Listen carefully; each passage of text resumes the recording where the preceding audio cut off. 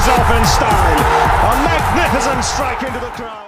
வணக்கம் நண்பர்களே, welcome to my channel cocktail furious. And இப்போ நம்ம பார்க்க போற video India tour of Zimbabwe 5 T20s. First T20 நேற்று நடந்து முடிஞ்சிருச்சு ஹராரேல. அண்ட் ஜிம்பாப்வே ஹிஸ்டரி கிரியேட் பண்ணிட்டாங்க by beating the world champions. இது ஒரு யங் இந்தியா. மேபி நீங்க பி டீம்னு வச்சுக்கோங்க, இல்லை சி டீம்னு வச்சுக்கோங்க, அதெல்லாம் ஒன்றும் பிரச்சனை இல்லை. But end of the day வந்து பாத்தீங்கன்னா இவங்கலாம் வந்து ஐபிஎல்ல பயங்கரமா பெர்ஃபார்ம் பண்ணிருக்காங்க. அண்ட் ஈவன் இன்டர்நேஷனல் கிரிக்கெட் கூட கொஞ்சம் விளையாடி இருக்காங்க. ஃபார் எக்ஸாம்பிள் ஜூரல் எடுத்துக்கோங்க, அவர் வேணா T20ல டெபியூ பண்ணலாம். பட் டெஸ்ட் சீரிஸ் விளையாடினார் அகைன்ஸ்ட் இங்கிலாந்து. அந்த எக்ஸ்பீரியன்ஸ் கண்டிப்பா அவருக்கு இருக்கும். ஸோ அந்த மாதிரி ஆல்மோஸ்ட் நிறைய T20s விளையாடின பிளேயர்ஸும் இருக்காங்க. இது ஒரு யங் டீம்னு சொல்லலாம். பட் எக்ஸ்பீரியன்ஸ் இருக்கு. நீங்க ஐபிஎல் லெவல்ல வந்து விளையாடிட்டு வந்து இன்னைக்கு இன்டர்நேஷனல்ல வந்துட்டு ஜிம்பாப்வே மாதிரி டீமை வந்து பாத்தீங்கன்னா கண்டிப்பா பீட் பண்ணுவாங்க இந்தியான்ற மாதிரி தான் எக்ஸ்பெக்டேஷன்ஸ் இருக்கும். பட் the reality is கண்டிப்பா அந்த யங்ஸ்டர்ஸ் சில விஷயங்கள் கத்துருப்பாங்க. என்னன்னு பாத்தீங்கன்னா ஐபிஎல் வேற, இன்டர்நேஷனல் கிரிக்கெட் வேற. ஸோ ஐபிஎல்ல நம்ம ஃபிளாட் ட்ராக்ஸ்ல எப்படி வேணாலும் விளையாடலாம். பட் இன்டர்நேஷனல் கிரிக்கெட்னு வந்துட்டா there will be so many challenges irrespective of whomsoever the opponent யாரா இருந்தாலும் பரவாயில்ல. இன்டர்நேஷனல் கிரிக்கெட்ல நீ கரெக்டா விளையாடினா தான் சர்வைவ் ஆக முடியும் அண்ட் மேட்சஸும் வின் பண்ண முடியும். அண்ட் சுப்மன் கில்க்கு கேப்டன்ஷிப் வந்து பாத்தீங்கன்னா ஸ்டார்டிங்லேயே ஒரு செம்ம அடி. ஸோ இது ஒரு மிகப்பெரிய எக்ஸ்பீரியன்ஸ் அவருக்கு இருக்கும். டெஃபினட்டா இந்தியா கம்பேக் கொடுப்பாங்கன்னு எனக்கு நம்பிக்கை இருக்கு. ஸோ இந்த பர்டிகுலர் லாஸ் வந்து பாத்தீங்கன்னா இது வந்து ஒரு கைண்ட் ஆஃப் எல்லாருக்குமே ஒரு விழிப்புணர்வை உண்டாக்கும் கண்டிப்பா இந்தியன் யங்ஸ்டர்ஸ்க்கு. ஸோ த ரியாலிட்டி என்னன்றதை இந்நேரம் தெரிஞ்சிருந்திருப்பாங்க. So they'll be giving their best from the second T20ன்றதை நான் நம்புறேன். But we have to give huge credit to Zimbabwe மக்களே. பிகாஸ் என்ன மாதிரி விளையாடுனாங்க பாத்தீங்கன்னா 115 டிஃபெண்ட் பண்ணாங்களா, அதுக்கு முதல்ல அவங்களுக்கு நம்ம கிரெடிட் கொடுக்கணும். இந்தியன் யங்ஸ்டர்ஸ் நம்ம கிரிட்டிசைஸ் பண்றதுக்கு முன்னாடி கண்டிப்பா we have to give credit to Zimbabwe team the way they என்ன சொல்றது அந்த ஃபைட் காமிச்சாங்க பாத்தீங்களா, அல்டிமேட்டா இருந்தது. அண்ட் அதுக்கு கிரெடிட் கண்டிப்பா ஜிம்பாப்வே கேப்டன் சிக்கந்தர் ராஜா அவருக்கு நம்ம கொடுத்தே ஆகணும். ஏன்னா அவர் தான் வந்து பாத்தீங்கன்னா சூப்பரா ஃபீல்ட் செட் பண்ணாரு, ப்ரெஷர் போட்டாரு இந்தியா மேல. அண்ட் அதுக்கேற்ற மாதிரி ஃபாஸ்ட் போலர்ஸ் முசரபானியா இருக்கட்டும், சட்டாராவா இருக்கட்டும், அவங்களோட லைன் அண்ட் லென்த், அந்த பேக் ஆஃப் லென்த்லாம் சூப்பரா இருந்தது. ஏன்னா it's kind of sluggish wicket, flat track ஒன்றும் கிடையாது. அதனால 115 டிஃபெண்ட் பண்ணது fantastic effort from Zimbabwe. we have to give huge credit to them. அவங்களோட ஃபீல்டிங் அண்ட் கேச்சிங்லாம் வேற லெவல்ல இருந்துச்சு கைஸ். நிறைய ரன்ஸ் சேவ் பண்ணாங்க to be very honest. And India were outplayed by Zimbabwe, அது நம்ம கண்டிப்பா சொல்லி ஆகணும். அண்ட் அந்த 115 பேட்டிங் எஃபர்ட் வேணா பெரிய எக்ஸ்பெக்ட் பண்ண அளவுக்கு பெருசா இல்லாம இருந்திருக்கலாம் ஜிம்பாப்வே கிட்ட. வேணா it's kind of sluggish wicket. And Indian bowling எடுத்துக்கிட்டீங்கன்னா ரவி பிஷ்னாய் வாஸ் அன்பிளேயபிள் மக்களே. டெரிஃபிக்கா போட்டு 4 விக்கெட்ஸ் எடுத்தாரு.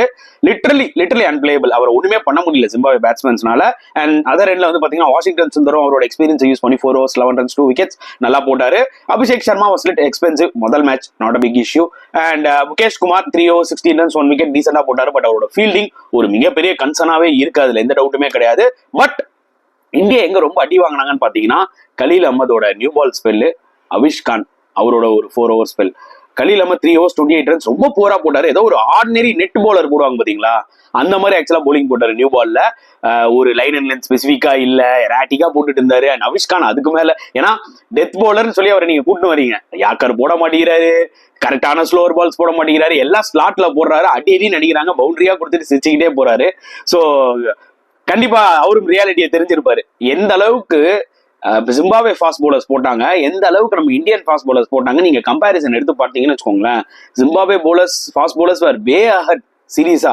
இவங்க எல்லாம் ஐபிஎல் இத்தனை வருஷமா விளையாடுறாங்க, இன்டர்நேஷனல் மேட்சஸும் விளையாடி இருக்காரு அவிஷ் கான்லாம். Obviously is not a T20 material என்ன பொறுத்த வரைக்கும். அடுத்த மேட்ச்ல ஒரு 4 விக்கெட் எடுக்கணும், 5 விக்கெட் எடுக்கணும், அது பிரச்சனையே கிடையாது கைஸ். பட் ஒரு டஃப்பான ஆப்பனன்ஸோட வந்தா கண்டிப்பா அவிஷ் கான்லாம் பயங்கரமா அடி வாங்குவாரு. ஈவன் ஜிம்பாப்வே கிட்டே ஃபர்ஸ்ட் T20ல அடி வாங்கியிருக்காரு. அண்ட் முகேஷ் குமார் கூட வந்து பாத்தீங்கன்னா ஓகே, அவரோட இஸ் வெரி டீசன்ட் போலர், நான் அதுல எதுவும் சொல்ல வரல. பட் அவரோட ஃபீல்டிங் ஒரு மிகப்பெரிய கன்சர்ன். அவர்கிட்ட பால் போனாலே டெஃபினட்டா நீங்க வந்து பாத்தீங்கன்னா டீப்ல பால் போனா தாராளமா 2 runs எடுக்கலாம். அதே மாதிரி வந்து பாத்தீங்கன்னா சர்க்கிள்குள்ள இருந்தாருன்னா டெஃபினட்டா அவர் கையில அடிச்சிட்டு நீங்க சிங்கிள் ஓடலாம். ஏன்னா அந்த அளவுக்கு ஸ்லோவா இருக்காரு அந்த பாலை ஃபர்ஸ்ட் பிடிக்கிறதுக்கே. ஸோ ஃபீல்டிங் ஒரு மிகப்பெரிய கன்சர்ன். அண்ட் டெஃபினட்டா இந்தியா ஃபாஸ்ட் போலிங் வந்து பாத்தீங்கன்னா நல்லா கம்பேக் ஆகணும் செகண்ட் T20ல. அப்பதான் இந்தியா நல்லா வின் பண்ண முடியும் இந்த மாதிரி ஸ்லக்கிஷ் விக்கெட்ஸ்ல. இல்லைன்னா ஒன்ஸ் அகைன் செகண்ட் T20 பாத்தீங்கன்னா it will be very tough.